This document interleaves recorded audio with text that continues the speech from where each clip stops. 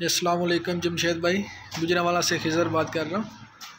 ये जो रात को माल आपसे लेके आया था, ये देखें माशाल्लाह, ये माल माशाल्लाह अल्लाह के फजल से इजीली बड़ा खुश बास पहुँच गया इधर। ये सारे और इसमें बाकी जो मेल है, इसमें ये मेल मैंने इसमें लगा भी किए हुए हैं, वो एक दूसरा है, ये एक फीमेल है नीचे, और इसके अलावा एक मेल ये है जिसको अभी अंदर बंद करना है।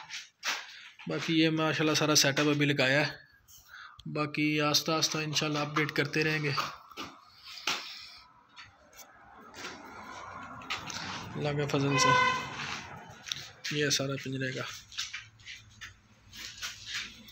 अस्सलाम वालेकुम।